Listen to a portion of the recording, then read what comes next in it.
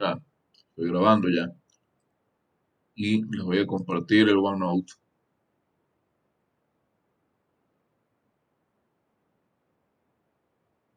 Están viendo todos el OneNote.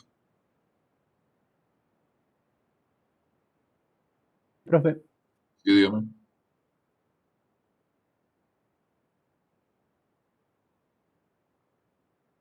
¿Aló?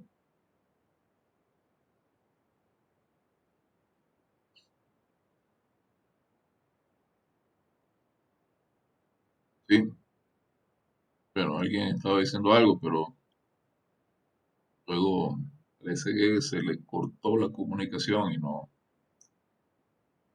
pude entender lo que quería decir. Bien, vamos a comenzar. Nos habíamos quedado en la clase anterior a mirar para que recordemos dónde estábamos. ¿Sí? Lo último que habíamos visto de la clase anterior fue un ejemplo de límites laterales, usando, por supuesto, las definiciones. Y había que trabajar con la definición de límite lateral y haciendo un estudio similar, desde luego, al que se hace para límites ordinarios, ¿no? Para límites bilaterales. Entonces, teníamos una función, concluimos que el límite cuando x tiende a 1 por la izquierda de esa función era igual al límite cuando x tiende a 2 por la izquierda de esa misma función y el resultado es 2.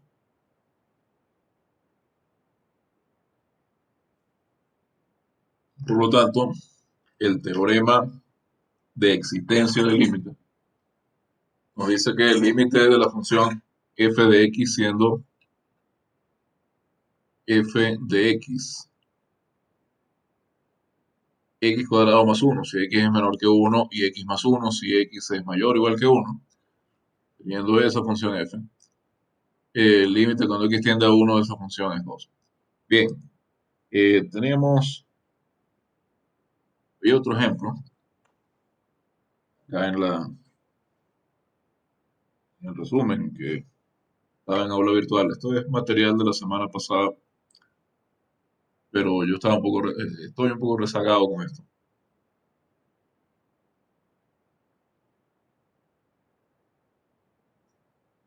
Otro ejemplo ya. Tengo otra vez un problema que tenía.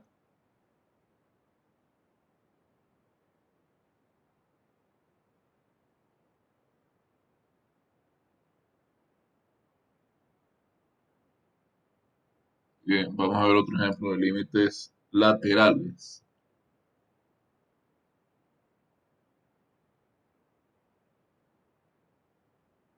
Vamos a tomar la función f definida de los reales en los reales eh, por de x igual a valor absoluto de x para todo x. Lo que queremos hacer es demostrar que el límite cuando x tiende a cero,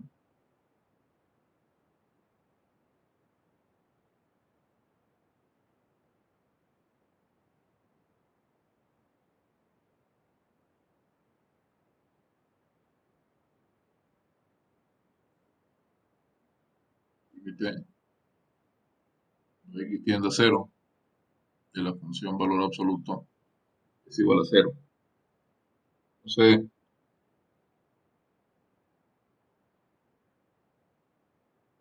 acá tenemos que mirar lo siguiente. Este es un problema, de nuevo, de límites laterales por lo siguiente. Función valor absoluto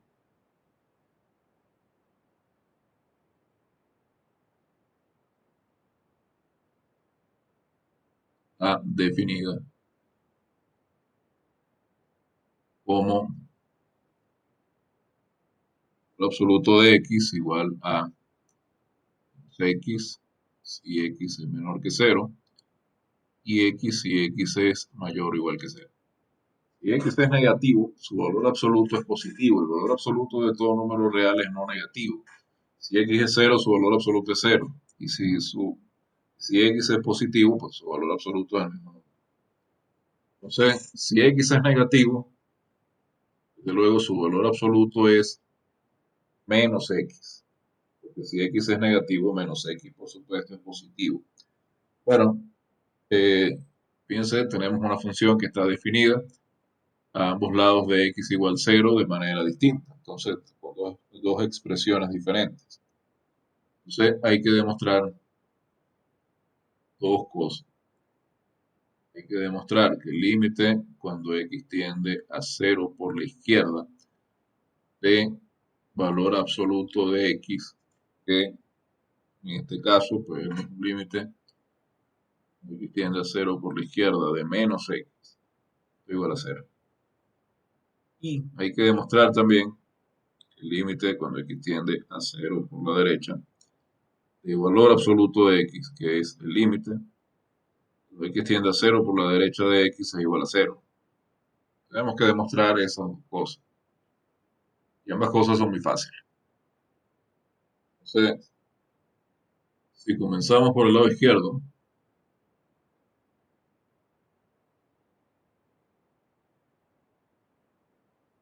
recordemos la definición del límite lateral, es que el límite cuando x tiende a c, vamos a escribirlo en términos generales, a c por la izquierda de f de x es igual a l, si ocurre lo siguiente.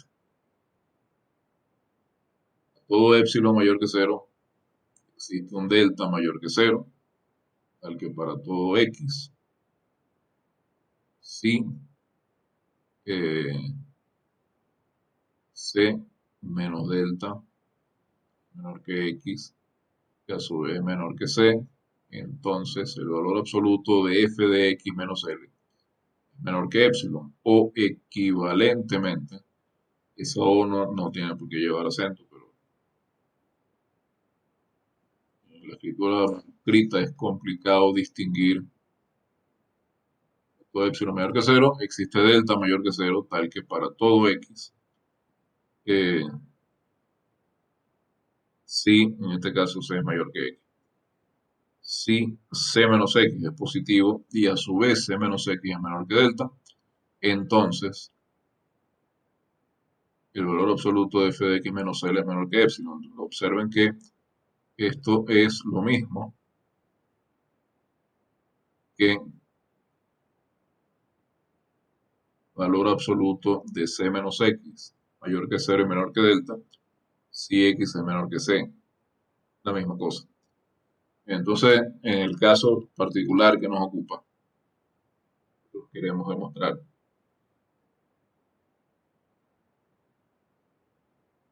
que 0 es menor que, fíjense, en este caso c es 0, 0 menos x. Debemos demostrar que si menos x está entre 0 y delta,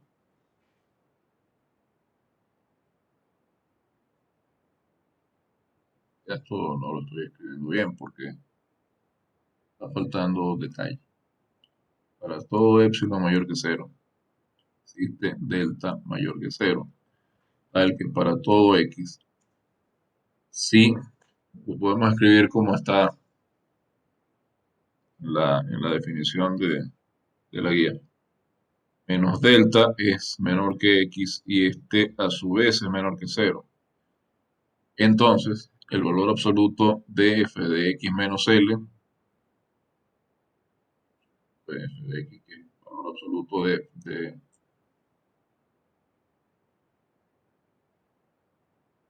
x, y l que es 0, esto es menor que epsilon. O, escrito de otra manera, que para todo epsilon mayor que 0 existe delta mayor que 0, tal que para todo x, si menos x está entre 0 y delta, entonces el valor absoluto del valor absoluto de x es menor que epsilon, pero el valor absoluto del valor absoluto es el valor absoluto, porque el valor absoluto per se ya es positivo, ¿sí? Entonces, conviene estudiar esta expresión, valor absoluto de x menor que epsilon. Estudiamos valor absoluto de x menor que epsilon. Si el valor absoluto de x es menor que epsilon, entonces tenemos, y esto es sí, solo sí, tenemos que eh,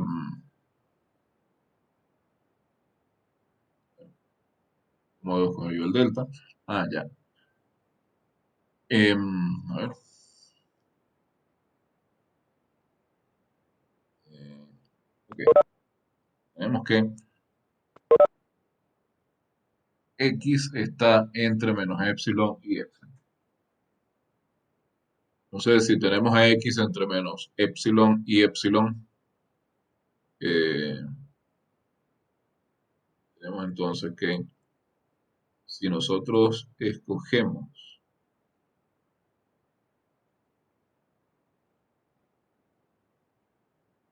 a epsilon, no, si escogemos delta como epsilon,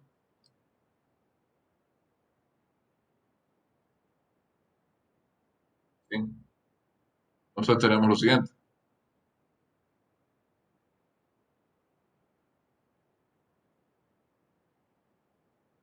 Si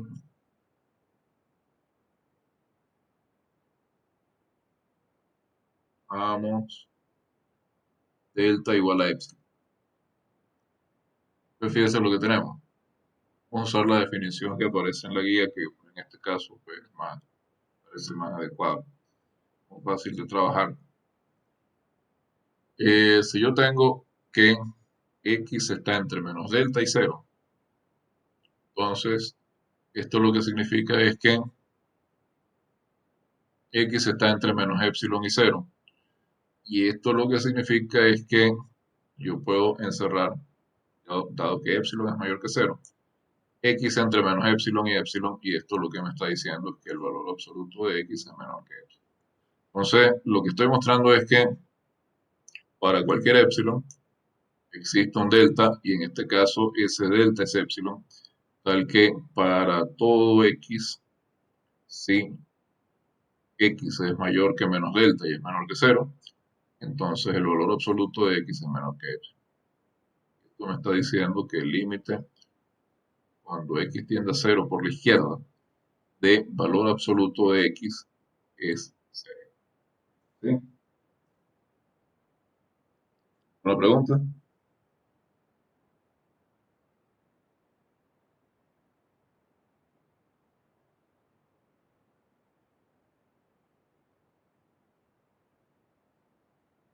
Inge, perdón, Eh, profe, ¿podría repetir el principio de que por qué delta es igual a epsilon en este caso? ¿Qué es lo que nosotros queremos? Hacemos exactamente lo mismo de siempre. Nosotros vamos a ver en el caso en el que tenemos una función de tipo lineal. Vamos a estudiar la desigualdad, valor absoluto de la función menos L menor que epsilon. ¿Sí? En este caso, esa desigualdad nos da valor absoluto de x menor que epsilon. ¿Sí? Nosotros vemos que el valor absoluto de x es menor que epsilon si solo si x es mayor que menos epsilon y menor que epsilon. Y nosotros lo que queremos es, si vemos la definición de la primera forma, es obtener un delta tal que si x es mayor que menos delta y menor que cero, el valor absoluto de x sea menor que epsilon. Bueno, eso evidentemente, si tomamos epsilon igual a delta y tenemos que epsilon está entre menos delta y cero, es decir, entre menos epsilon y cero, es porque el valor absoluto de x, que es menos x, está entre cero y epsilon. Es decir, es menor que epsilon. Hacemos lo mismo que hacemos en el caso de lineal que hemos hecho siempre. Dar esta desigualdad igualdad f de x menos, valor absoluto de f de x menos L menor que epsilon y ahí trabajar con eso. Bien, bien.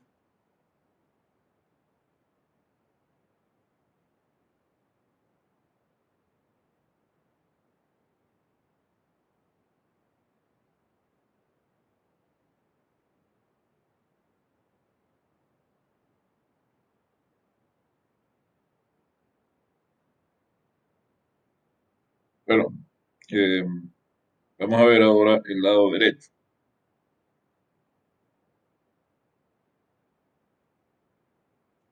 El lado derecho, pues, el análisis es completamente similar.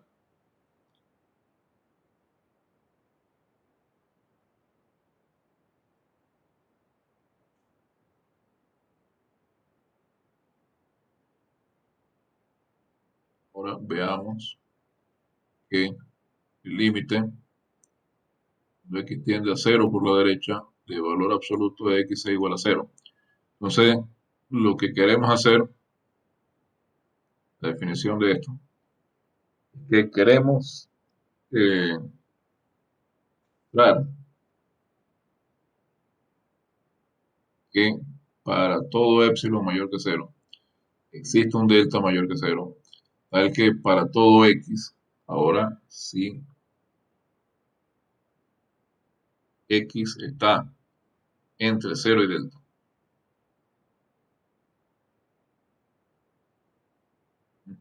Tenemos, en este caso, c es igual a cero.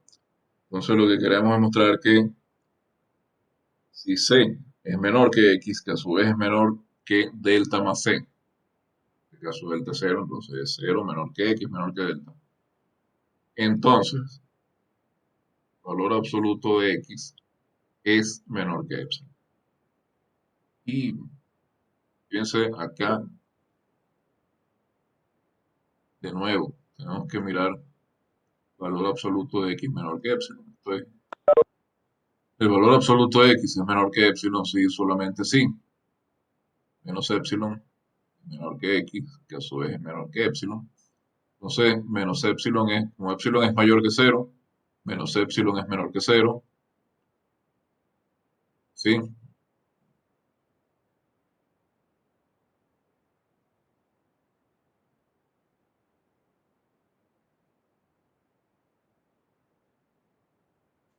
Es por x positivo, lo que estamos suponiendo.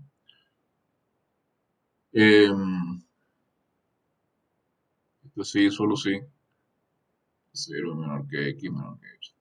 Entonces, acá tenemos prácticamente la misma desigualdad que tenemos acá. Aquí escogemos delta igual a epsilon.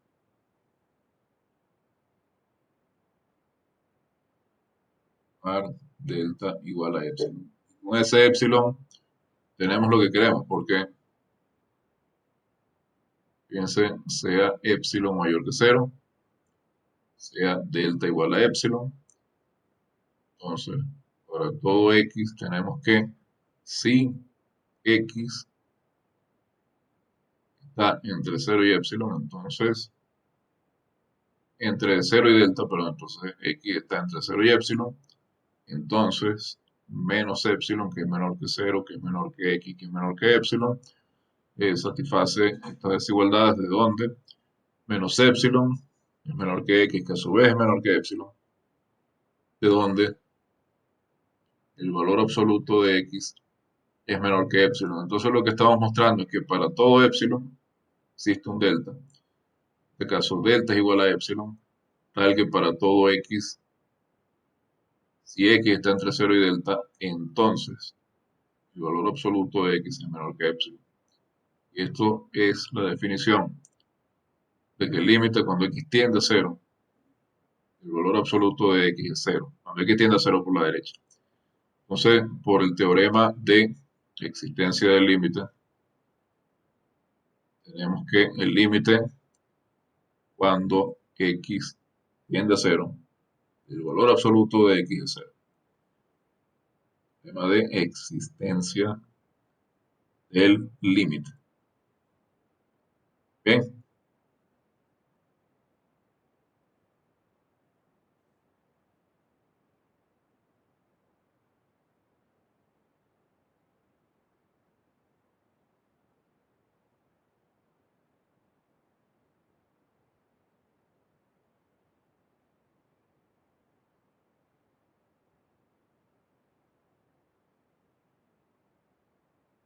Bueno,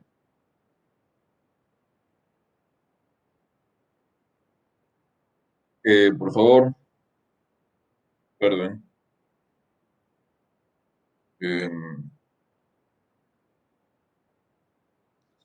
abrir el chat, hacer clic en el enlace que está en el chat para unirse al equipo de Teams de la materia, para tener ese canal de comunicación y creo que las tutorías son de repente más sencillas y se hacen por esa vía.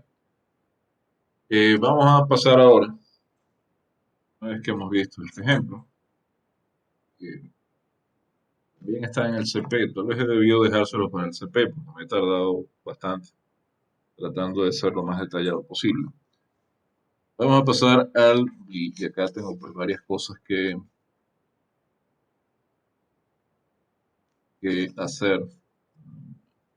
Tal vez tenga que igualarme luego en otra clase.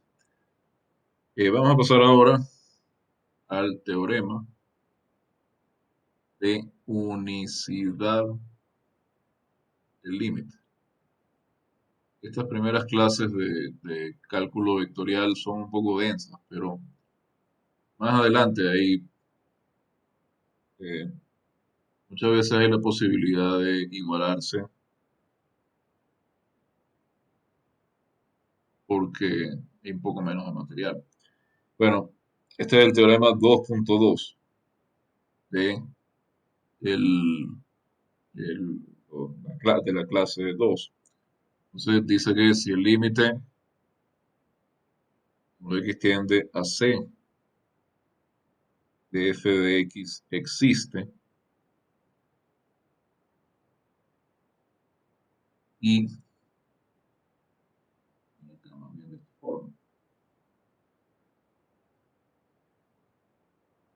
voy a escribir de manera diferente a como aparece ahí, pero dice lo mismo, es simplemente otro fraseo. Si el límite cuando x tiende a c de f de x es igual a L, y este L es real, es decir, esto no es infinito o menos infinito, cosa que luego veremos cómo funciona, entonces L es único. Y voy a hacer la demostración, me parece que es de interés y no es larga,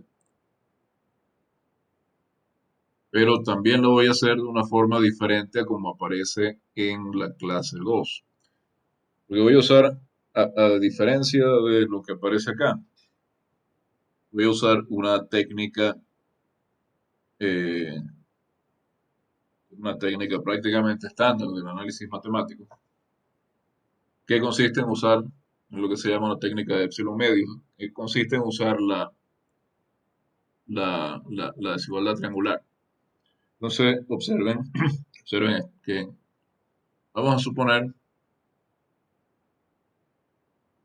para obtener una contradicción, que tenemos dos límites. Es decir, vamos a suponer que el límite cuando x tiende a 0 de f de x es igual a L1 y el límite cuando x tiende a c de f de x, dije 0, disculpen, era c, es también L2. ¿Sí? ¿Esto qué significa? Significa que eh, para cada epsilon mayor que 0 existen delta 1 y delta 2.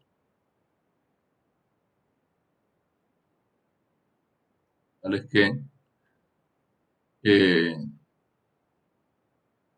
si el valor absoluto de x menos c es menor que delta 1, entonces el valor absoluto de f de x menos L es menor que epsilon medios.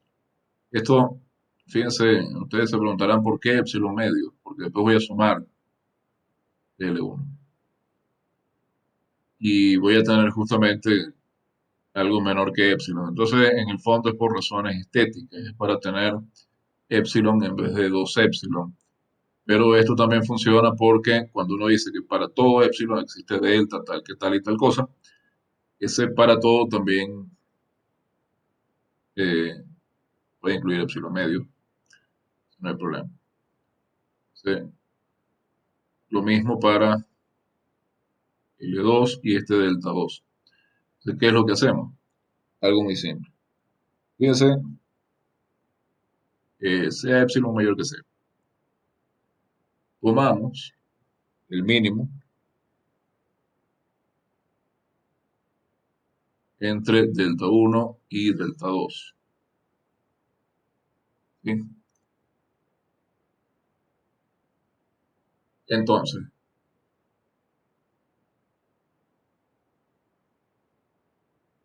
si el valor absoluto de x menos c menor que delta, ello implica que el valor absoluto de x menos c es menor que delta 1, y esto implica que el valor absoluto de f de x menos L1 es menor que epsilon medios. Y a su vez, si el valor absoluto de x menos c es menor que delta, esto implica que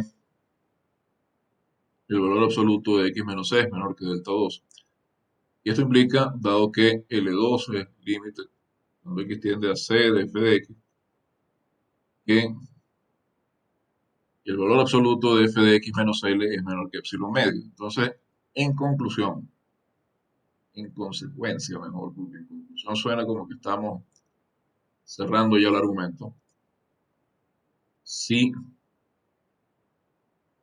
el valor absoluto de x menos c es mayor que cero y menor que delta, entonces yo tengo que f de x menos L1, este es L2, es menor que epsilon medios, y el valor absoluto de f de x menos L2 es menor también que epsilon medios.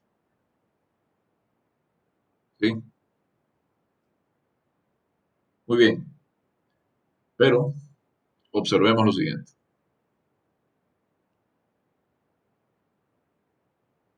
Observemos. El valor absoluto de L1 menos L2 lo podemos escribir de esta manera. Entonces, L sub 1 menos L sub 2 más f de x menos f de x, ¿no? Estoy sumando f de x, pero estoy restando f de x también. Entonces no estoy alterando la expresión dentro del valor absoluto. Y esto también es una técnica muy estándar en el análisis matemático y en el cálculo. Sumar y restar cosas. Bien, o sumar y restar lo mismo. Entonces, observen que esto se puede reagrupar, ¿sí? De la siguiente manera. Esto lo puedo reagrupar con L1 menos f de x. Y acá tengo menos f de x menos L2. Entonces, esto es más. Perdón, me queda f de x menos L2. Esto es f de x menos L2. Entonces, acá entra la desigualdad triangular. Entonces, valor absoluto de L1 menos f de x más valor absoluto de f de x menos L2. ¿De acuerdo? Por la desigualdad triangular, el valor absoluto de L1 menos L2 está acotado superiormente o es menor o igual que el valor absoluto de L1 menos f de x más el valor absoluto de f de x menos L2. Y esto es igual a el valor absoluto de f de x menos L1 más el valor absoluto de f de x menos L2. Entonces, fíjense que para epsilon mayor que cero cualquiera, existe delta, que es el mínimo entre delta 1 y delta 2. Eso no es importante, lo importante, es decir, no es importante que yo vuelva a escribir esto, lo importante es que ese epsilon existe, tal que para todo x, L1 menos L2, tal que para todo x, perdón, sí, es x menos c, delta, entonces L1 menos L2 es menor que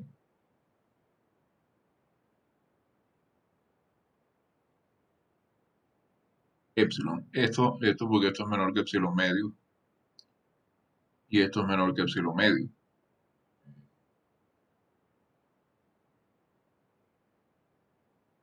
Ahora, piense que L1 y L2 son constantes.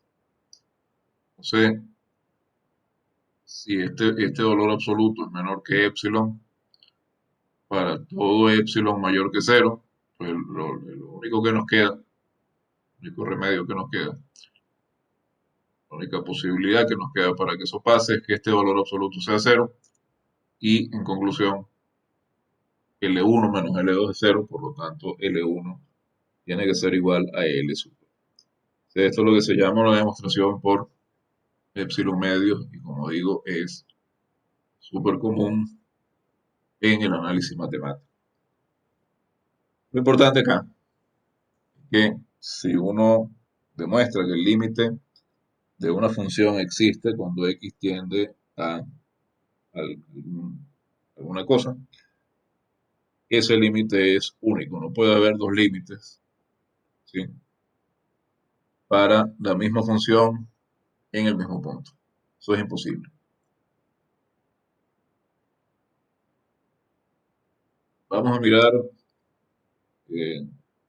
unas definiciones. Bien. A mí me gustaría primero que viéramos las definiciones y luego hagamos los ejemplos. Eh, entonces, hay tres cosas que tenemos que ver. Primero, la definición de el límite cuando x tiende a infinito. Segundo, la definición de límite de f de x igual a infinito.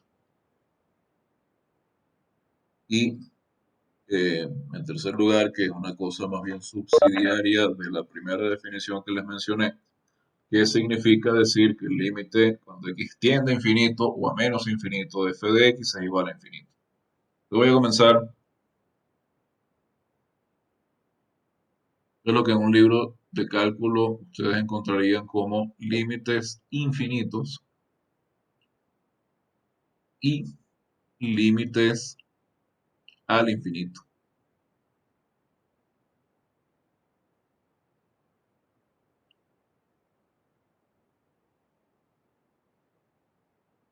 Por ejemplo, en el Leithold o en el Purcell, en algún libro cualquiera de cálculo.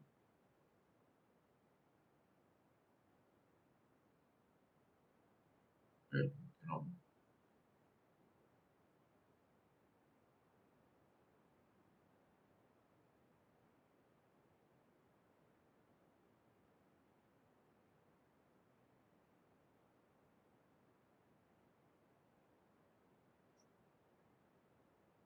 Ok, entonces primero veamos la definición 3.1. Ahí en el punto es como 3.1. Supongamos que tenemos una función que va del intervalo. Acá hay una pequeña discrepancia. Digamos, yo acostumbro, como la mayoría de los libros de cálculo de medio siglo para acá o algo así, escribir paréntesis en lugar de corchete invertido cuando se trata de un intervalo que es abierto o que es abierto por un lado. Entonces, eso es lo que significa este paréntesis acá. Estoy definiendo f sobre el intervalo a infinito. ¿Sí? Por la misma naturaleza del intervalo, obviamente tiene que ser abierto por el lado del infinito. Entonces, tenemos una función real definida en el intervalo a infinito, siendo a algún número real fijo, ¿sí? Entonces, vamos a escribir, yo solo voy a escribir aquí en símbolo, el límite cuando x tiende a infinito. Y vamos a poner infinito positivo. Infinito positivo. Límite cuando x tiende a infinito positivo de f de x es L con L real. Si y solo si pasa lo siguiente. Para todo epsilon mayor que cero, existe un n mayor que cero, tal que para todo x real, y en este caso, para todo x en el intervalo a infinito más bien, o x en r, se tiene que, si x es mayor que n, entonces el valor absoluto de f de x menos L es menor que epsilon. Entonces acá tenemos que tener cuidado, porque infinito, uno escribe infinito en este contexto, en cálculo, uno no está hablando de un número, simplemente un símbolo. Y en este caso, cuando yo escribo que x tiende a infinito, lo que quiere decir es que x crece sin tener ninguna cota superior. Infinito no es un número, y es un símbolo con el que yo pueda operar. Bien, entonces, cuando uno dice que x tiende a infinito, eh, está diciendo que x crece sin tener ninguna cota superior. Eh,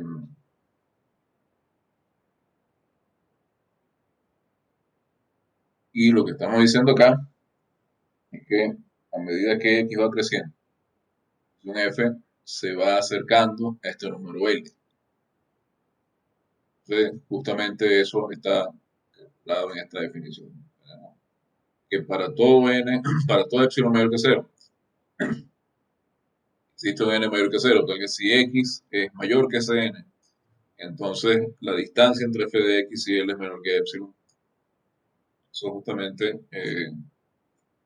formaliza lo que acabo de decir. A medida que x va creciendo y creciendo y creciendo, la función f se va acercando y acercando a n. Entonces, luego vamos a ver un ejemplo de esto, pero esa es la definición. Luego tenemos otro tipo de límite donde está involucrado este mismo símbolo de infinito. Y el siguiente es la definición 4.1. Definición 4.1.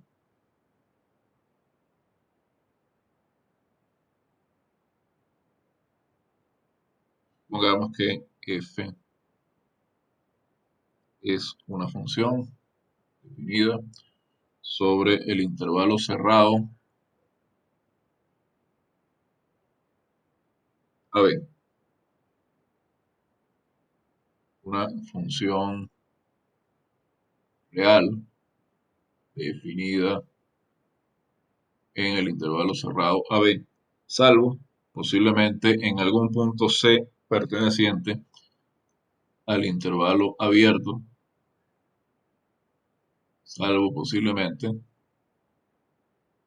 punto C, que no es A ni es B, está en el intervalo abierto. Entonces, nosotros vamos a escribir esto de la siguiente manera. Voy a poner el símbolo. El límite, cuando x tiende a C, f de x es más infinito, si y solo si, para todo k mayor que cero, este hace el papel del epsilon, existe un delta mayor que cero, tal que para todo x en R,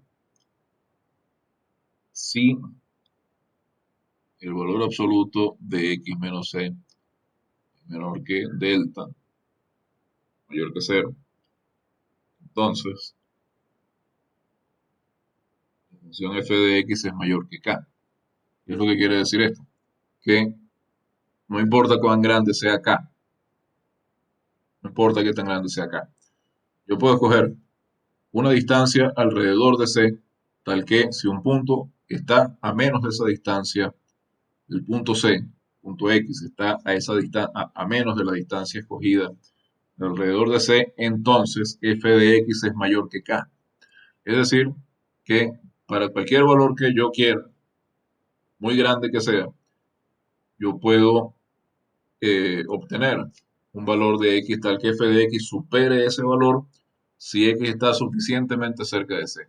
O dicho de otra manera, mientras más nos acercamos a C, mayor se hace el valor de F. Más cerca estamos de C, más grande es F.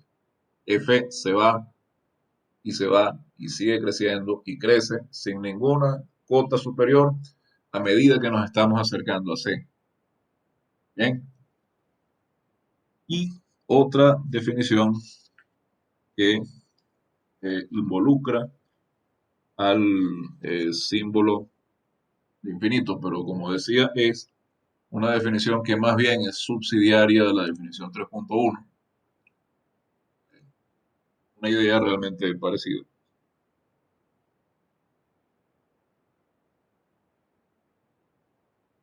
Es la definición 5.1,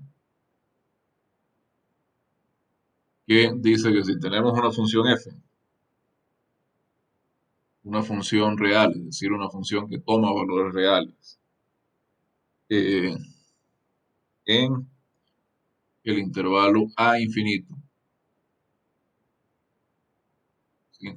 Unida sobre el intervalo a infinito. Entonces, vamos a decir que el límite cuando x tiende a más infinito de f de x es más infinito, si para todo, usar la misma terminología que acá, para todo k mayor que 0, existe n mayor que 0, tal que, tal es que para todo x en R, si x es mayor que n, entonces f de x es mayor que k. ¿Qué es lo que nos está diciendo esto? Esto nos está diciendo que mm, mientras más grande es x, más grande es f de x, y esto sigue aumentando sin ninguna cota superior. Entonces, eso de para todo k mayor que 0 me dice que sin importar cuán grande sea k puede ser un número inmensamente grande, inimaginablemente grande. Yo siempre puedo escoger un valor para n, tal que si x es más grande que n, entonces f de x es todavía es un número que es mayor que k. Yo siempre puedo hacer que f de x crezca sin ninguna cota superior a medida que hago que x crezca. Mientras más grande es x, más grande es f de x, y eso se mantiene así indefinidamente. Bien, entonces tengo estos tres conceptos. Y vamos a ver brevemente, pero yo, algunos ejemplos relacionados, por supuesto, con estos tres conceptos. En primer lugar, vamos a hacer el ejemplo 3.1. Ejemplo 3.1, por supuesto, ilustra la definición 3.1. Este pide utilizar la definición 3.1 para demostrar que el límite cuando x tiende a c, a infinito, infinito positivo de la función 1 sobre x es 0. ¿Qué es lo que dice la definición 3.1?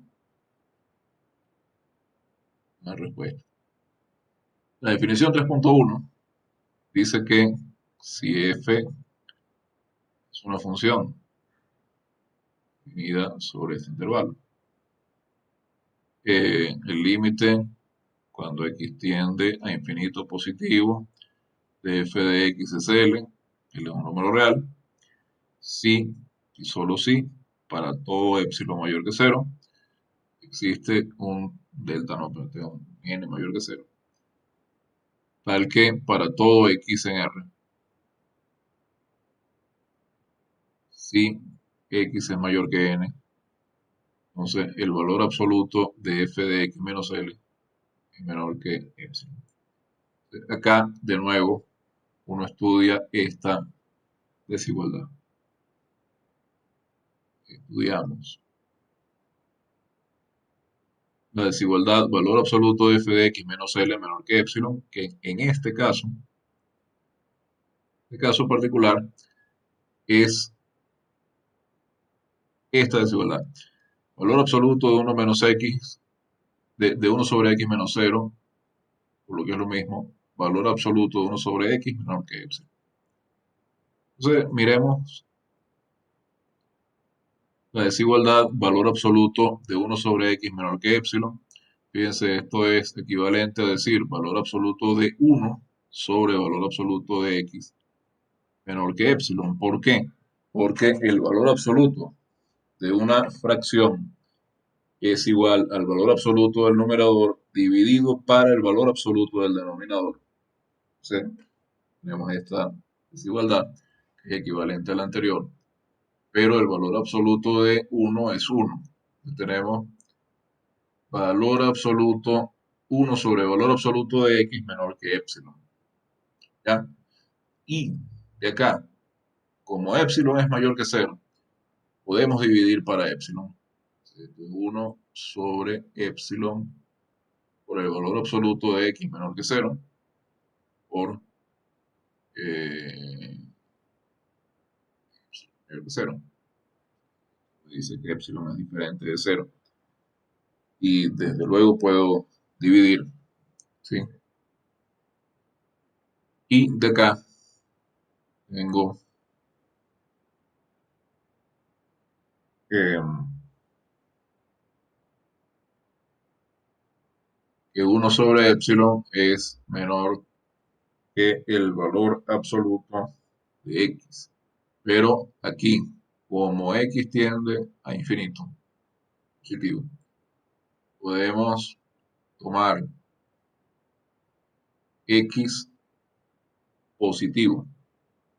Entonces, en ese caso, valor absoluto de x es igual a x. Entonces, lo que tenemos es que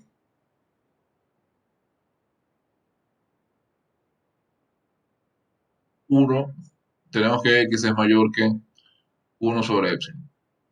¿Sí? Partiendo de la idea de que el valor absoluto de 1 sobre x es menor que epsilon. Para x mayor que 0. Entonces, ¿qué es lo que vamos a hacer? Esta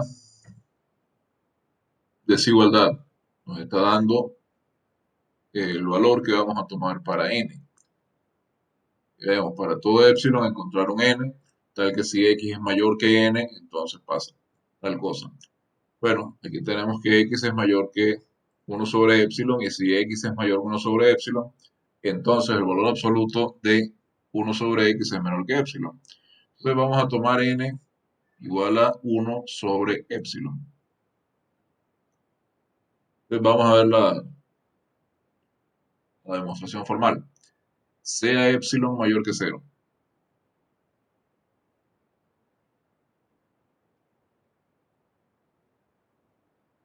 Tomar n igual a 1 sobre epsilon. N es mayor que 0. Entonces, veamos qué pasa.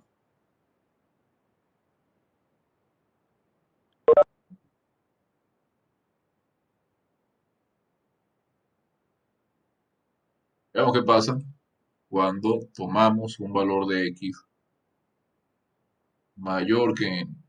X es mayor que n, entonces x es mayor que 1 dividido para epsilon. Entonces, como n es mayor que 0, el valor absoluto de x igual a x es mayor que 1 sobre epsilon, pues n es mayor que cero y x es mayor que n. Entonces, pues,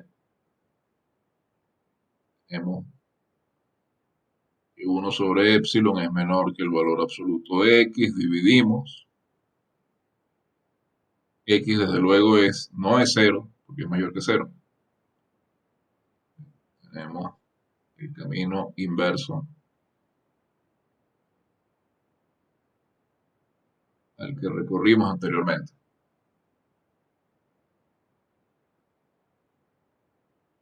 Entonces fíjense que para todo epsilon mayor que cero existe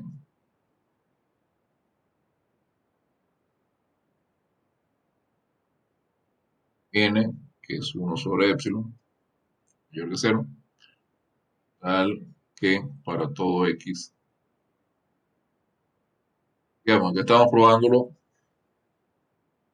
para algún epsilon mayor que cero, pero ese epsilon es arbitrario, entonces podemos generalizar el razonamiento y decir que, fíjese, el epsilon que yo estoy escogiendo acá no tiene ninguna propiedad que lo distinga del resto de los reales positivos. Entonces, yo puedo suponer que esto que demostré para ese epsilon vale para cualquier epsilon mayor que cero.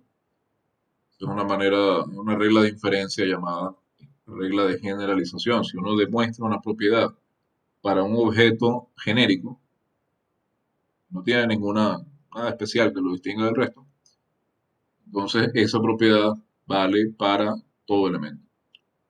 Tenemos que para todo epsilon mayor que cero existe n, que es 1 sobre epsilon, tal que para todo x, si n es mayor que si x es mayor que n, perdón, si x es mayor que n, entonces 1, valor absoluto de 1 sobre x es menor que epsilon, y esto es la definición del límite cuando x tiende a infinito positivo y 1 sobre x es 0. Bueno, son las 12:02. Entonces vamos a tomar una pausa breve, unos minutos, y continuamos con un par de ejemplos de las otras dos definiciones. Y luego seguimos con eh, algunos teoremas sobre límites. Eh, los teoremas que ya conciernen propiamente a esta semana. Bien, entonces 5 minutos y seguimos. Por la gente que no se ha unido todavía al grupo de Teams, ahí está el enlace en el chat. Vamos a copiarlo de nuevo.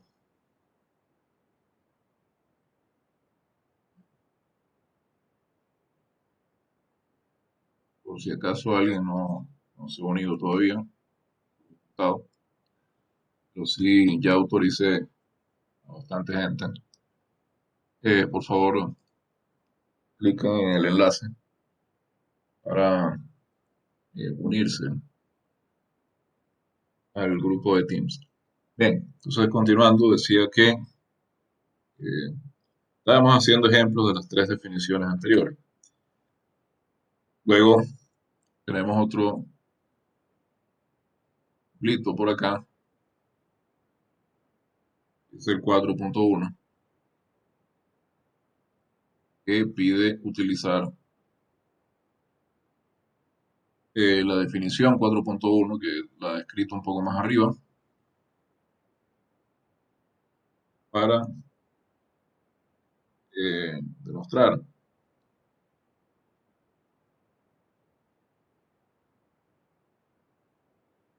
que el límite de x tiende a 0 de 1 sobre x cuadrado es infinito positivo. Fíjense qué ocurre acá. Acá pasa lo siguiente.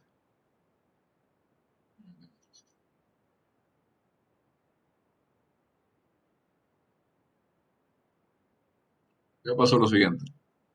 Tenemos una función que es 1 sobre x cuadrado Entonces, si nosotros tomamos eh, un- eh, esa función está definida sobre cualquier intervalo que contenga el cero, salvo en el cero, pero está definida en todos los demás números reales.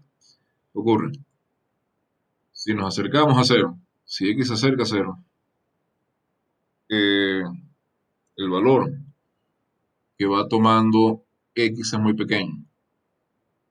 Pero entonces el cociente de 1 dividido por x cuadrado, a medida que x cuadrado se va haciendo pequeño, este cociente se va haciendo muy grande. Entonces, mientras más cerca estamos de cero, más se eleva el valor de este cociente. Entonces, nosotros lo que queremos hacer es mostrar que para todo k mayor que cero existe un delta mayor que cero, al que para todo x, si x está muy cerca de c, si el valor absoluto de x menor que delta, entonces f de x es mayor que k. Eso es lo que queremos mostrar. Sí. ¿Qué es lo que vamos a hacer? Primero estudiamos esta desigualdad. F de x es, por supuesto, 1 sobre x cuadrado. Vamos a escribir directamente esto como 1 sobre x cuadrado. Entonces, estudiamos esta desigualdad. 1 sobre x cuadrado mayor que k. Es equivalente a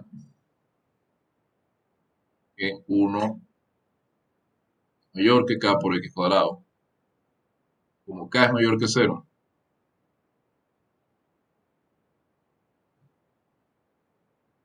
y olvidé decir que primero tenemos que tomar un k mayor que cero, pero me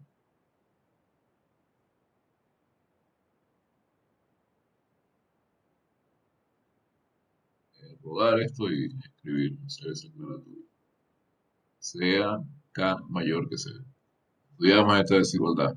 Como k es mayor que cero, 1 sobre k es mayor que x cuadrado. Estamos dividiendo para k.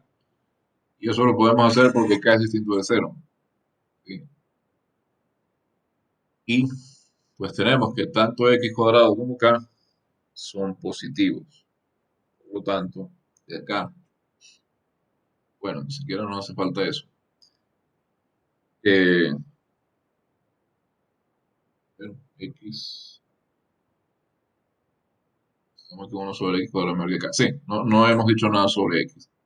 Pero al tener que x cuadrado es menor que 1 sobre k, lo que sí podemos afirmar es que el valor absoluto de x es menor que 1 sobre la raíz de k. Eso sí lo sabemos. Pues fíjese, como de costumbre, analizar esta desigualdad nos da el valor que podemos tomar para delta. Nosotros vamos a tomar delta como 1 sobre raíz de k. Veamos qué pasa. Sea k mayor que 0. Pues ya sería la demostración formal.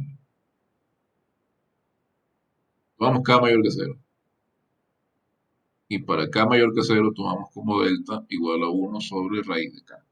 O delta de esta forma. Entonces, si x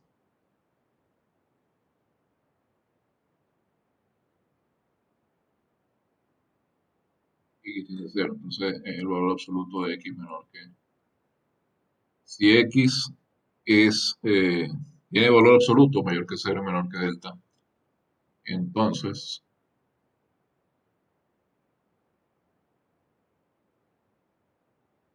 el valor absoluto de x es menor que 1 sobre la raíz de k.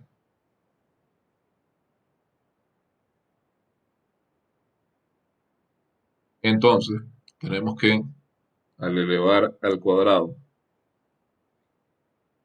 el valor absoluto al cuadrado de x es menor que 1 sobre k. el valor absoluto de x elevado al cuadrado es el valor absoluto de x al cuadrado. Esto es menor que 1 sobre k. Entonces, eh, dice que 1 sobre k es mayor que 1 sobre el valor absoluto de x cuadrado, pero x cuadrado siempre es positivo. Entonces, lo que tenemos es que 1 sobre x cuadrado menor que, bueno, no, 1 sobre k, esto es k.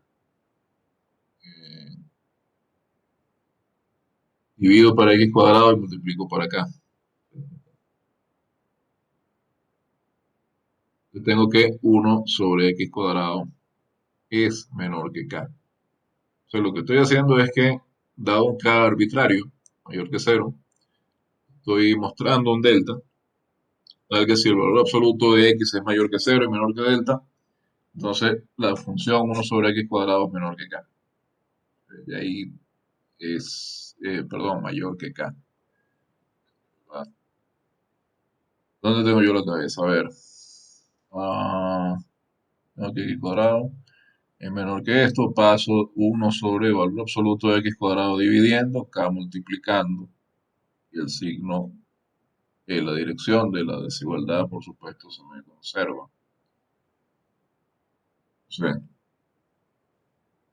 pues, tengo que tener. Bien, 1 sobre x cuadrado es mayor que k. Entonces,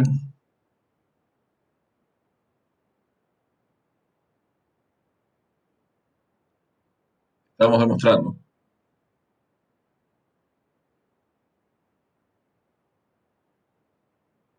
que para todo k mayor que 0, existe un delta. En este caso, delta es 1 sobre raíz de k, tal que para todo x,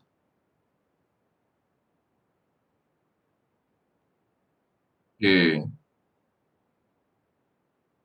si el valor absoluto de x es menor que delta, entonces el valor absoluto de f es mayor que k. Y eso es la definición de límite cuando x tiende a 0 de 1 sobre x cuadrado es infinito.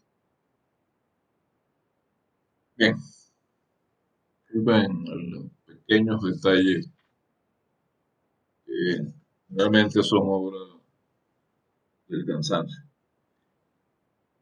Y finalmente, eh, vemos el ejemplo 5.1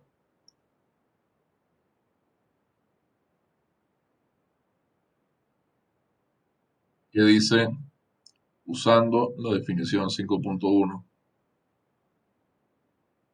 definición 5.1, demuestre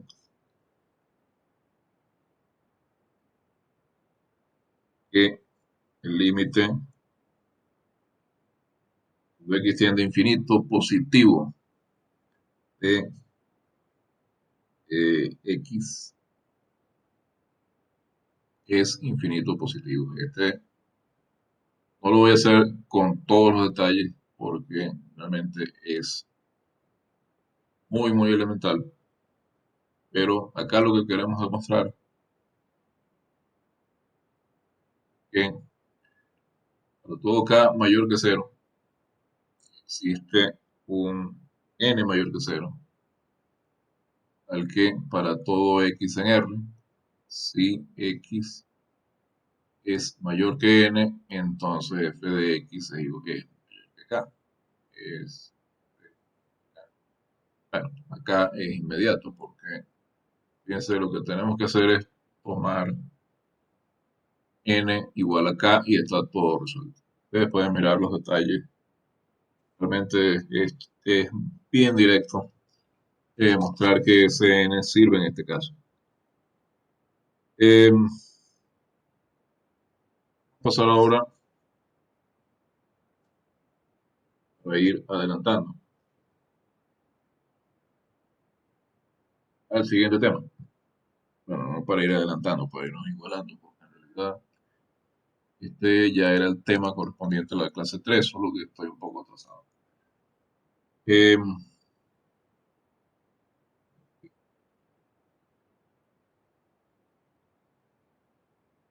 Vamos a ver teoremas sobre límites finitos.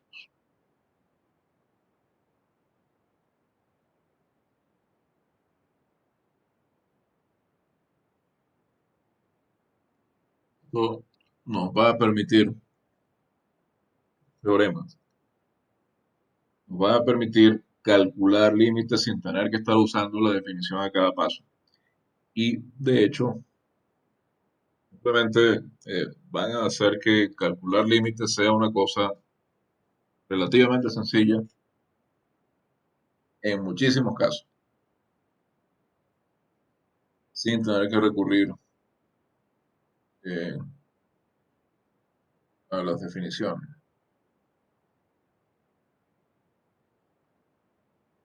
Sí, eh,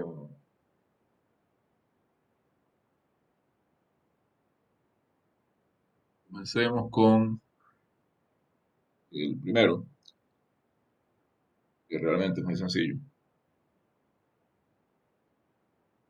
El teorema de límites finitos. En la clase 3 aparece como teorema LF1.1. Yo no les digo que ustedes lo citen así tal cual en un examen, pero yo por identificar, y el que nos da el límite de una constante.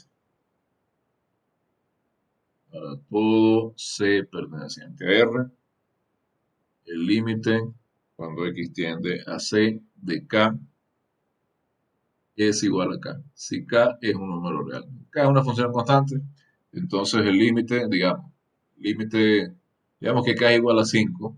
Entonces para cualquier número real, el límite cuando X tiende a ese número real de 5 es 5. Y listo. El límite de una constante es siempre la misma constante. Aquí, en este teorema, C también puede ser menos infinito o más infinito.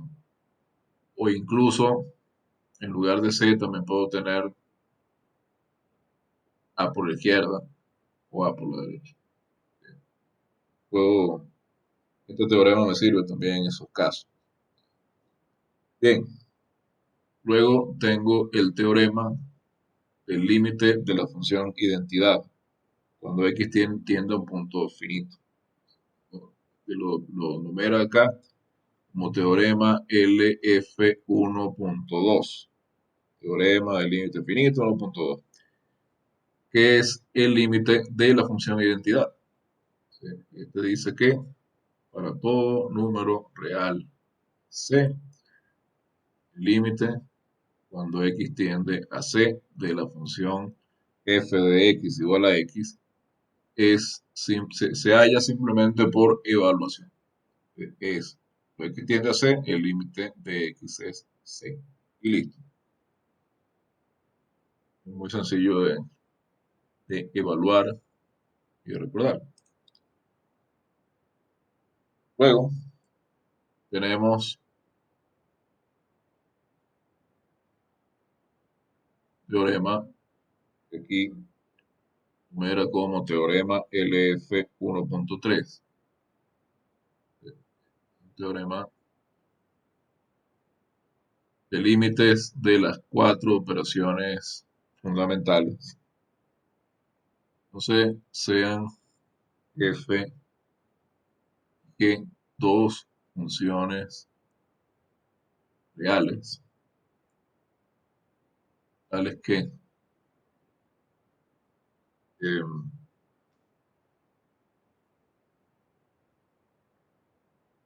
el límite de esas funciones existe y es un número real cuando X tiende a C. Tales que el límite cuando X tiende a C de f de X es L1, el límite cuando X tiende a C de G es L2 con estos dos reales. Es decir, no es una función, no son funciones que van a tender a infinito. Y por supuesto, C es cualquier número, algún número real. Eh, si tengo estas condiciones, es decir, si existen los límites cuando x tiende a c y cuando x tiende a c de f y de g, que son números reales, entonces yo solo puedo sumar. Tengo que el límite cuando x tiende a c de la suma de estas dos funciones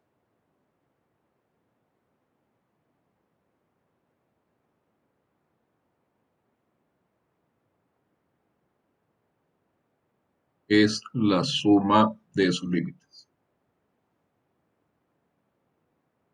Y tengo que el límite de la resta de estas dos funciones es la resta de sus límites.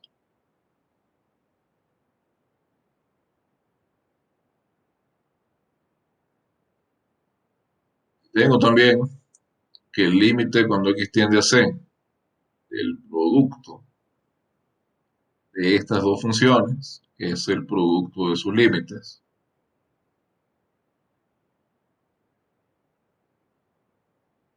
Y este teorema es sumamente útil para, eh, para calcular límites. Muy, muy útil. Y por otro lado, el límite cuando x tiende a c de f de x dividido por g es el cociente de ambos límites. Si, por supuesto, este L2 es distinto de cero.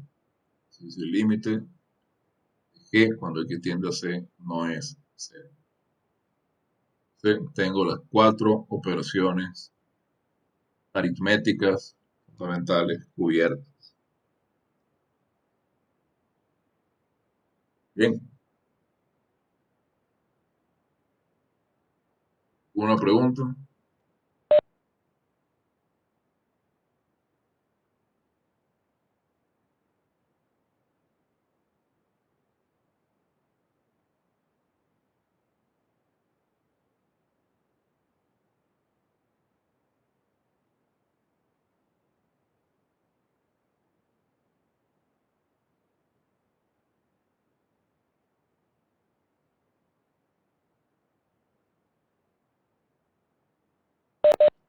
Al parecer no hay pregunta. Y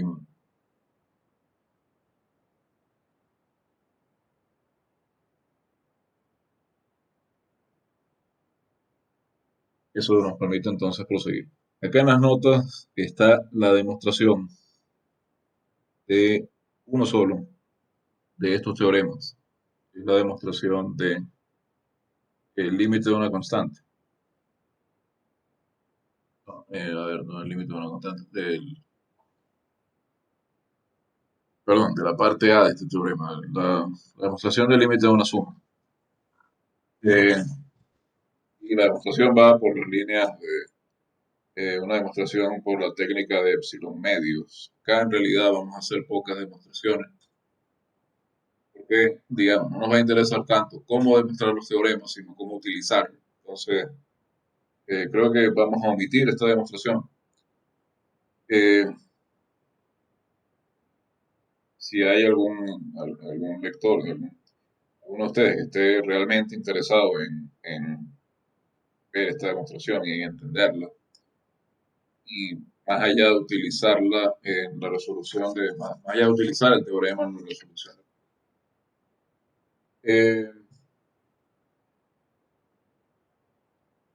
Luego me puede preguntar, se puede leerlo y podemos discutirlo luego incluso en alguna hora de tutoría. Realmente yo la voy a omitir por el momento. Es una demostración como la que hice hace rato por la técnica de epsilon medio y creo que es bastante entendible si se lee. Pero como decía, no es el foco de este curso entender las demostraciones, sino entender cómo usar los teoremas. Entonces voy a pasar a, quiero, digamos, avanzar algunos teoremas más o menos rápido que nos permiten calcular límites y ver algunos ejemplos de cómo utilizar los teoremas.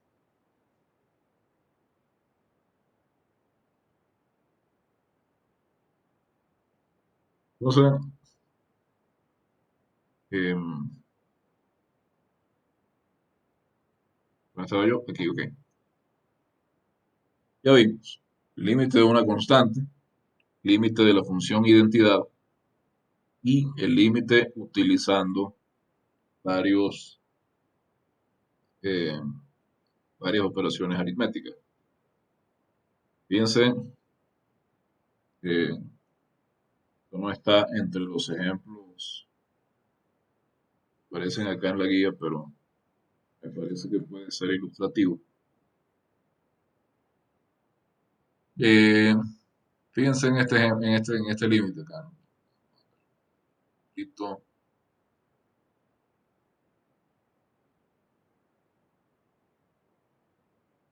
Allí el límite cuando x tiende, el límite cuando x tiende a c de a x límite que ya hemos calculado sobradas veces por definición. Fíjense, yo conozco el límite cuando x tiende a c de la constante b. Esto es b. Es el teorema límite de una constante.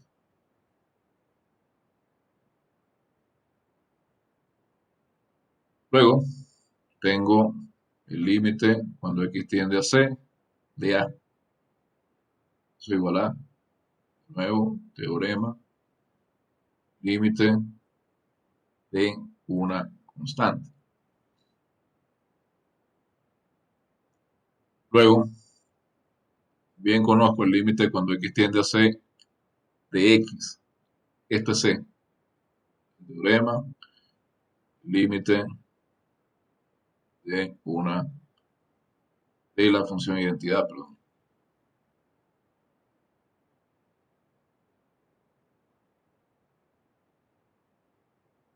Entonces, tengo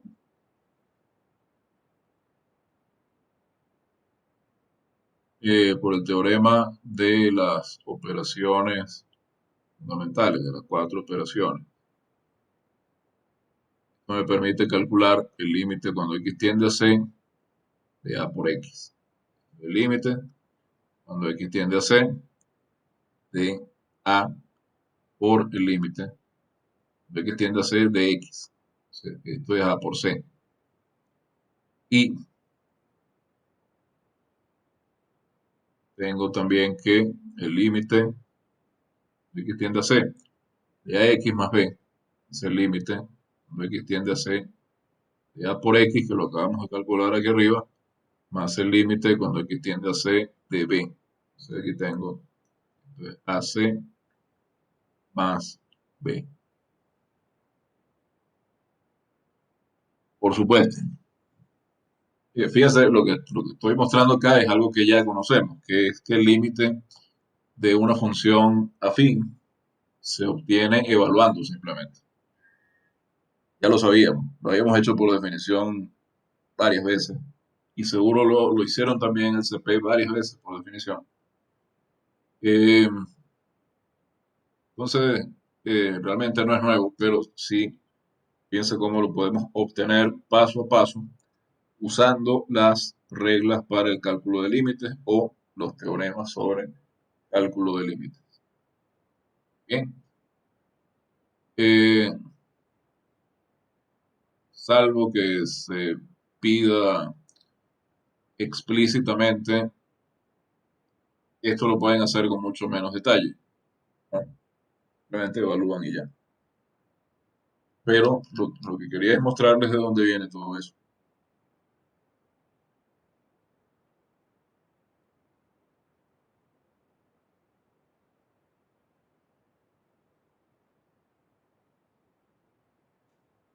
Vamos a ver ahora, antes de continuar con otros ejemplos, el teorema LF1.4, F por límite finito, que es el límite finito de la función homográfica. Límite finito de la función homográfica. Esto también lo podríamos ver en definición. Dice, primero, tenemos que el límite cuando x tiende a infinito positivo de 1 sobre x es 0. Y acá le están marcando un 0 con un más arriba. Eso lo que significa es que tiende a 0, que 1 sobre x tiende a infinito, que 1 sobre x, perdón, tiende a 0 por la derecha cuando x tiende a más infinito. Se lee que 1 sobre x tiende a 0 por la derecha si x tiende a infinito, positivo. Y por otro lado, el límite cuando x tiende a infinito negativo, 1 sobre x también es 0, pero tiende a 0 por la izquierda. Es decir, tengo que el límite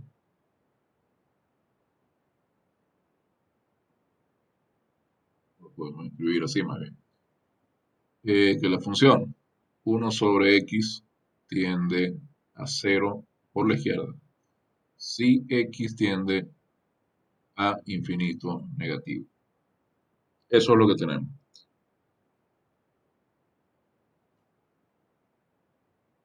Tenemos también el límite finito de una potencia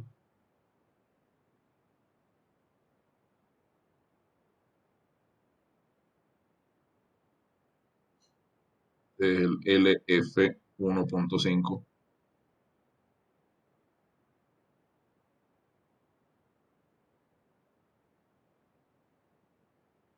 límites finitos de potencias.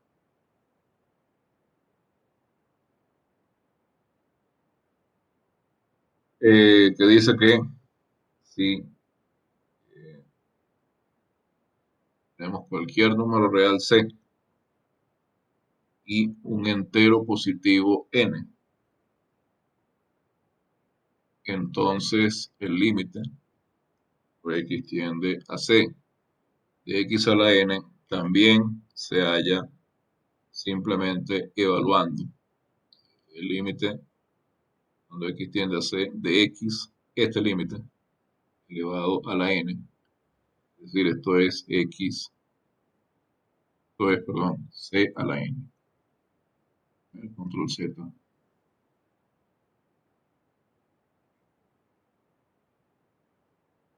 C a la n. ¿Sí? Lo único que tenemos que hacer es evaluar. Pero además nos dice algo importante, porque nos dice que el límite de una potencia es la potencia del límite, dado que este límite exista, y eso lo vamos a generalizar en el futuro. Vamos a generalizar eh, luego. Límite de una potencia es la potencia del límite. El límite. Ok. Y tenemos también el teorema que aparece identificado en las notas como 1.6, que es el límite finito de una raíz. Primera parte.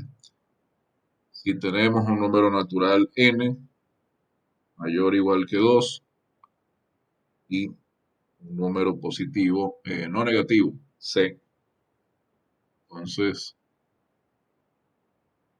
el límite cuando x tiende a c de la raíz enésima de x. También podemos sacar la raíz fuera del límite, la raíz enésima del límite. Es decir, pues la raíz enésima de c.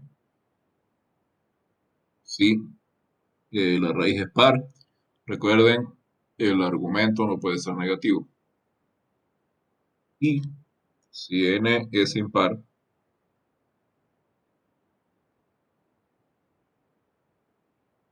fíjense, ya no tenemos la restricción sobre c. C no tiene por qué ser mayor o igual que cero, porque ahí sí podemos evaluar raíces con índice impar en números negativos. O sea, aquí el límite cuando x tiende a c de la raíz de n de x, ¿sí? De nuevo, es la raíz enésima del límite, pero la diferencia acá es que no estamos restringidos a que n sea no negativo, sino a que c sea no negativo, sino que c puede ser cualquier número real. Entonces, fíjense que es importante este teorema, un ejemplo que me parece muy importante, el teorema de la potencia. No está incluido en las notas, pero, ejemplo, teorema de límite de una potencia.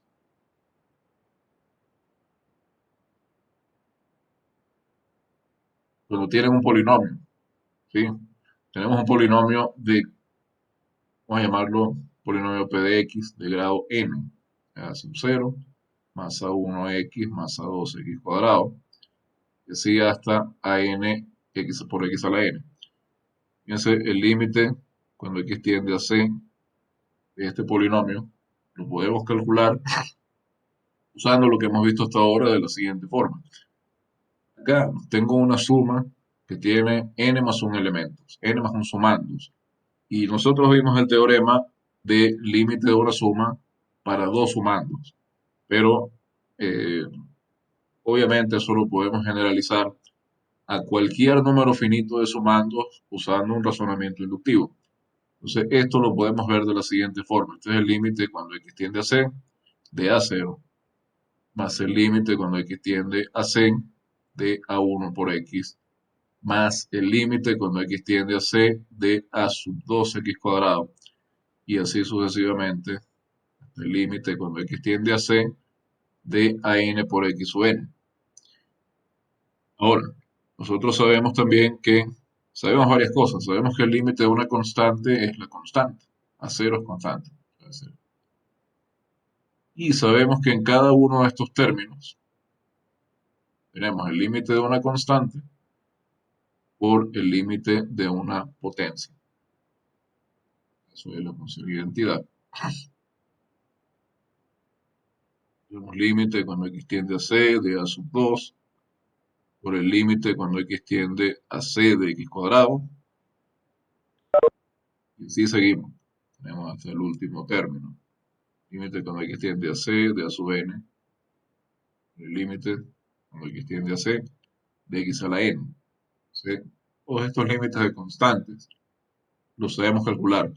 Entonces a 0 más a 1 por el límite cuando x tiende a c de x más a sub 2 por el límite cuando x tiende a c de x elevado al cuadrado. Y así sucesivamente. Llegamos acá a sub n por el límite cuando x tiende a c de x ahora elevado a la n. Entonces esto es a 0 más a 1 por c más a 2 por c cuadrado y así más a 2 por c cubo, etcétera, hasta a n por c a la n. Entonces esto es simplemente p, polinomio p evaluado en la constante c. Entonces simplemente con el teorema del límite de una potencia y el teorema que nos dice cómo calcular el límite de una suma y el teorema que nos dice cómo calcular el límite de la función identidad y el teorema que nos dice cómo calcular una constante, límite de una constante, tenemos el límite de un polinomio para cualquier polinomio. Bien, bueno, veamos otro ejemplo. Antes de ver el teorema de límites de funciones compuestas,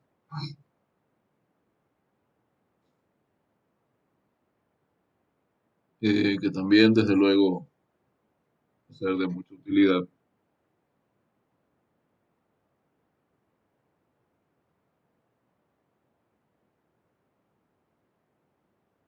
Yo creo que vamos a necesitar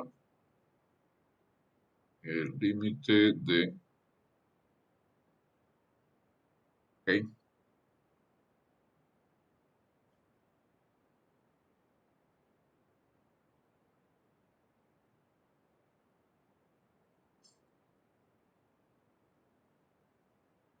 veamos un ejemplo. em,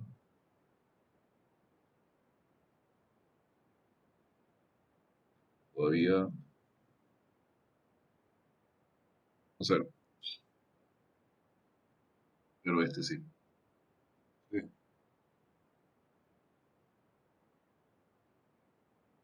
Uno de los ejercicios resueltos de ese más adelante.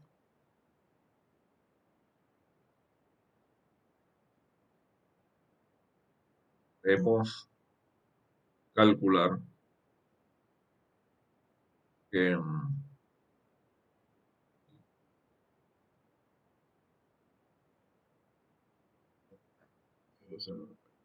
debemos calcular el límite cuando x tiende a 1 de raíz de x menos 1 dividido para x menos 1.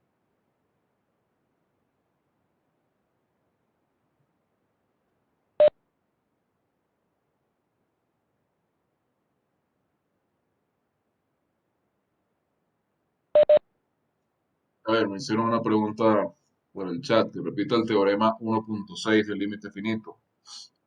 Por favor, cuando tengan preguntas de ese estilo, eh, abran el micrófono y pregunten directamente. Que no siempre estoy leyendo. Lo que dice esencialmente es que el límite de la raíz enésima de x es la raíz enésima del límite de x. Eso es lo que dice. Solo que hay que tener cuidado con el argumento de esa raíz. Eh, Recuerden que raíces pares tienen que tener argumento no negativo, o es cero o es positivo. Es una restricción que no tenemos con las raíces impares. Entonces, ojo ahí, eh, este teorema lo que dice es, respetando esas restricciones, que el límite de una raíz es la raíz del límite. El límite de la raíz de x es la raíz del límite de x. Bien, volviendo al ejemplo, veamos aquí. En este ejemplo vamos a utilizar eh, los teoremas que hemos visto hasta ahora. Fíjense,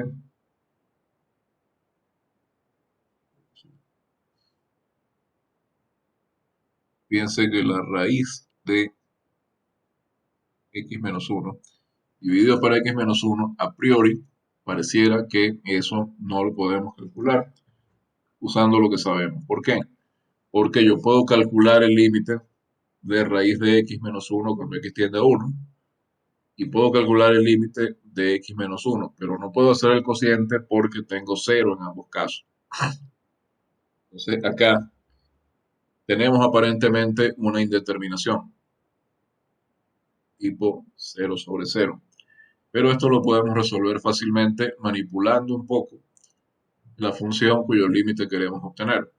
Fíjense que esto es la raíz de x menos 1 dividido para x menos 1, pero x es, eh, X menos 1 lo puedo ver como raíz de X al cuadrado menos 1. Esto es raíz de X menos 1 por raíz de X más 1. Puedo factorar así.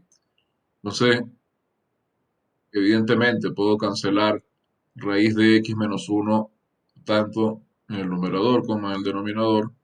Y entonces la función me queda como 1 sobre raíz de X más 1. Entonces ahora calculo el límite cuando X tiende a 1 de 1 sobre la raíz de X más 1. Entonces, esto es el cociente de, estoy calculando el límite del cociente. Vamos a mover esto un poco hacia acá.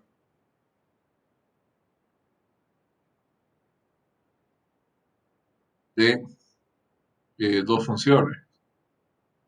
Los límites existen en X igual 1. Voy a centrar esto un poco mejor. Okay. Entonces, esto es el límite cuando X tiende a 1 del numerador dividido para el límite cuando X tiende a 1 del denominador.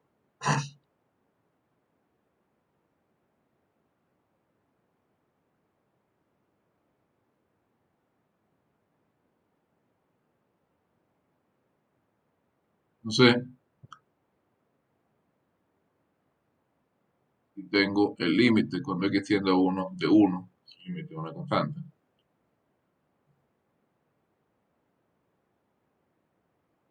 dividido para el límite de una suma. Lo puedo escribir como la suma de los límites.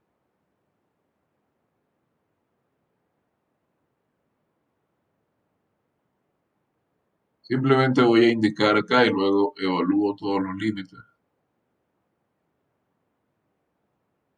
La raíz, el límite cuando X tiende a 1 de X. Está bien porque 1 es positivo. Más el límite cuando X tiende a 1 de 1. Entonces, claro, los límites de las constantes son las mismas constantes. El límite cuando X tiende a 1 de 1 es 1. Queda 1. Este límite, cuando X tiende a 1 de X, es 1. Tengo raíz de 1, que es 1. Y esto es 1. Entonces, el límite que yo quería calcular da como resultado un medio. Bien.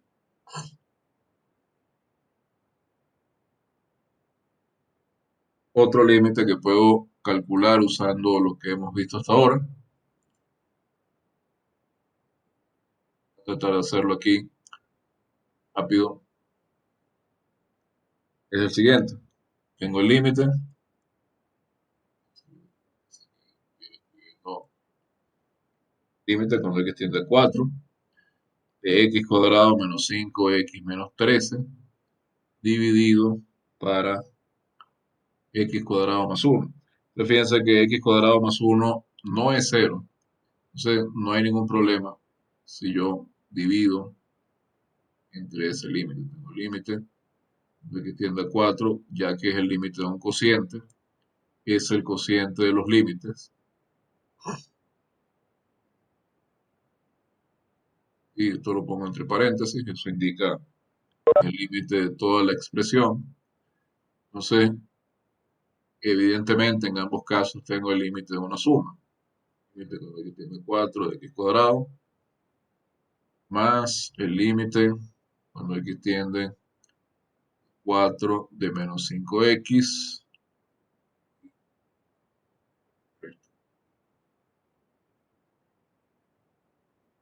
más el límite cuando X tiende a 4 de menos 13. Todo esto está dividido para el límite cuando X tiende a 4 de X cuadrado, más el límite cuando X tiende a 4 de 1. Bueno, esto es límite de una constante. Esto lo podemos evaluar directamente. Entonces voy a hacerlo todo directamente. Este es el límite de X cuando X tiende a 4 elevado al cuadrado. Pero, como decía, vamos a evaluar y ya. Entonces aquí tengo 16, y tengo menos 20, y tengo menos 13, que es una constante, y tengo 16, y aquí tengo el límite de otra constante, que es 1. Por aquí tengo menos 33, 16, que es menos 17, que divide a 17, que divide a 17, no, perdón, que lo divido para 17. Entonces el límite es menos 1. Quería resumir el último paso eh, para poder terminar la clase antes de la 1. Eh, a ver, no sé si tienen alguna pregunta, pero ya es todo por la clase de hoy.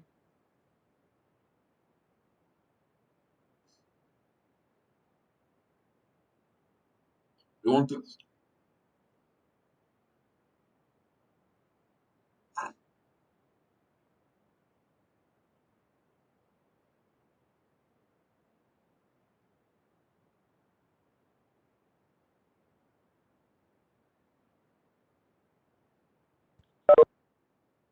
Bien, entonces si no hay nada más,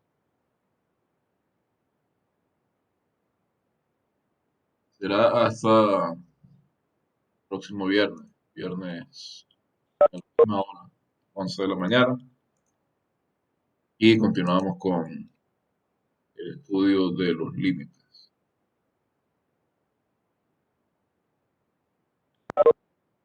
Hasta la próxima.